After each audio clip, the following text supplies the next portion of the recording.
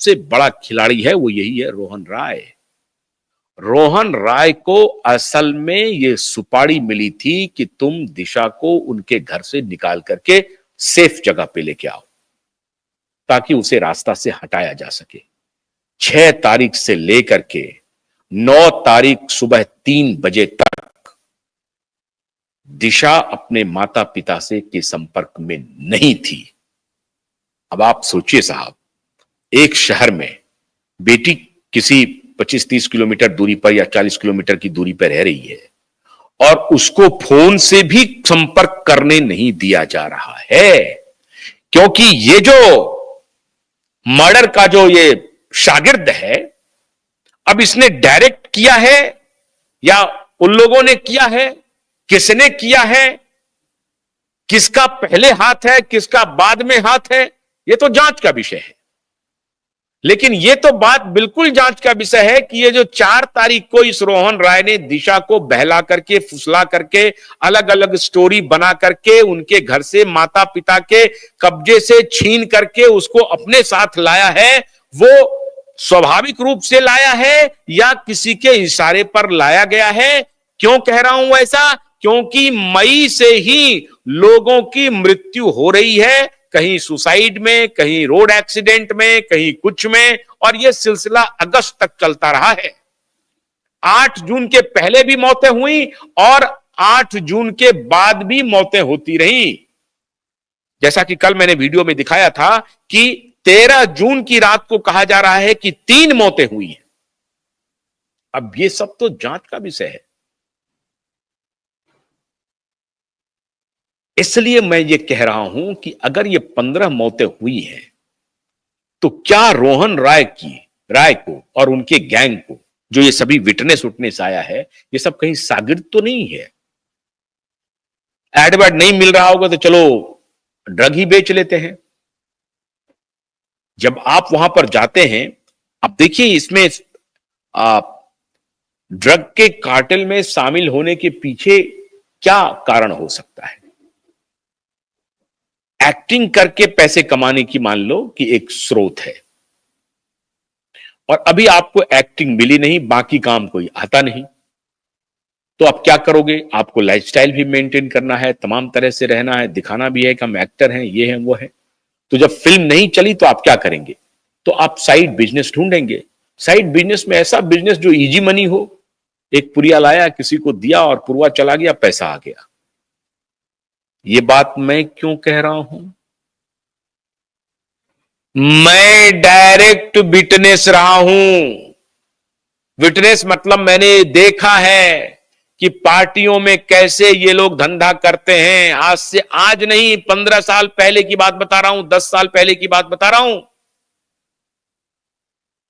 ये दिल्ली में भी, लेकिन वहां उस वक्त कहा जाता था नहीं सिगरेट पी रहे हैं। मैं पूछता था कि भाई ये क्या है? बोला नहीं वो सिगरेट है। तो हमने कहा सिगरेट को निकाल करके भी उसमें कुछ डाल रहे हैं? तो नहीं कुछ ऐसा ही होगा, कुछ गांजा होगा। अब वो गांजा था कि व्हाइट कलर का क्या था भगवान जाने। अब ये सारी बातें पुलिस को भी मालूम है, इंटेलिजेंस एजेंसी को भी मालूम है, नारकोटिक्स को भी मालूम है, सबके देखरेख में होता है। क्या कर सकते हैं आप? लेकिन ये होता था। हो सकता है वो सिगरेट ही हो, मुझे नहीं मालूम, लेकिन इस तरह से छुप छुपा करके लोग करते थे जो संदेह होता था। अब ये तो नारकोटिक्स डिपार्टमेंट का विषय है कि भैया कौन से क्लब में, कौन से नाइट क्लब में ये सब काम चल रहा है, ये धंधा चल रहा है या कहां चल रहा है, ये उनको देखना पड़ेगा। लेकिन जिन दिनों हम लोग एक्टिव रिपोर्टिंग में थे, सड़कों पर निकलते थे रिपोर्टिंग के लिए, तो ये सब सारी खबरें हम लोगों को मिलते रहती थी। कई बार उन जगहों पर जाना भी होता था, लेकिन एग्जैक्ट सबूत हाथ में नहीं होने की वजह से हम लोग उसको सामने नहीं रख पाते थे। लेकिन जब अब ये कार्टेल वगैरह का खेल शुरू हो गया है, तब पता चल रहा है कि अरे ये तो मामला बहुत गहरा था, मामला बहुत गहरा था, मामला बहुत बड़ा था। कहीं उस समय जो हमने देखा था वो इससे तो नहीं संबंध रखता है, इसी जैसे व्यवहार से तो संबंध नहीं रखता है। तो रोहन रॉय 4 तारीख को ला करके विंजो का एड शूट नहीं कर रहा था, बल्कि इन माफियाओं के संपर्क में था। और यह जांच होनी चाहिए कि रोहन रॉय का आदित्य ठाकरे के साथ बातचीत हुई है कि नहीं, रोहन राय का सूरज पंचोली के साथ बातचीत हो रही है कि नहीं, अरबाज खान के साथ बातचीत हो रही है कि नहीं, दिशा के मोबाइल में किनसे बातचीत हुई है,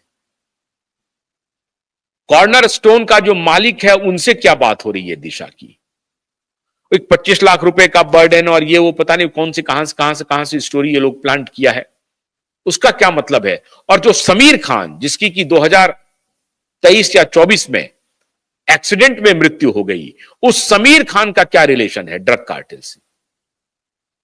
ये सारी बातें अब जांच का विषय है कि दिशा एक पार्टी में गई, वहां कुछ देख लिया और उसके बाद on the spur of the moment कोई लोग जिनके खिलाफ वो विटनेस बन रही थी और जिनके खिलाफ उन्होंने सुशांत को बोला या सुशांत भी उस पार्टी में था, दोनों ने देखा और फिर दोनों के बीच में कन्वर्सेशन हुई, ये कन्वर्सेशन लीक हो गया। क्या ये स्वाभाविक तात्कालिक कारण बना दिशा और सुशांत की मृत्यु का, या जो 15 मौतें हुई हैं वो और दिशा और सुशांत की मौत, वो उन सब में एक रिश्ता है और ये दिशा और सुशांत कुछ बड़े काम को करना चाह रहे थे, देश के लिए कुछ काम करना चाहते थे कि इन सब के ड्रग के रैकेट्स को एक्सपोज करना चाहते थे। इसमें हो सकता है कि सुशांत को जो ह्यूमिलिएशन मिल रहा होगा फिल्म इंडस्ट्री में, वो भी उनके अंदर एंगर हो कि ये लोग गलत काम कर रहे हैं और अपने आप को स्टार बना रहे हैं तो मैं इसे बताता हूं, हो सकता है ये भी एंगल हो। तो क्या दिशा और सुशांत एक बहुत देश की सेवा में लगने वाला कोई काम कर रहे थे, देश की सेवा कर रहे थे, एक बड़े रैकेट को बर्स्ट करने वाले थे और उसकी वजह से इसने दिशा को घर से निकाल करके एक ऐसे जगह पे ले गया जहां आराम से उनको रास्ते से हटाया जा सके। वो 15 मौत में ये भी शामिल था या ये तात्कालिक कारण बना उस पार्टी 7 जून की पार्टी का, ये है जांच का विषय। और मुझे लगता है कि रोहन राय से अगर इंटरोगेशन होगा तो ये कबूल देगा कि वो 4 तारीख को किसी के इशारे पर दिशा को लेके गया था या ये स्वाभाविक रूप से अपना एडवर्टीजमेंट शूट करने के लिए गया था, क्योंकि इसके स्टेटमेंट्स में इतने फ्लॉज हैं कि ये पूरा स्टेटमेंट इसका झूठ लगता है। कभी एनिमल की बात, कभी शूटिंग की बात, कभी पिता के फेयर्स की बात, बहुत सारी नैरेटिव ये लेकर के आ रहा है सामने और इसके इशारे के बिना ये सब नैरेटिव चल नहीं सकता है।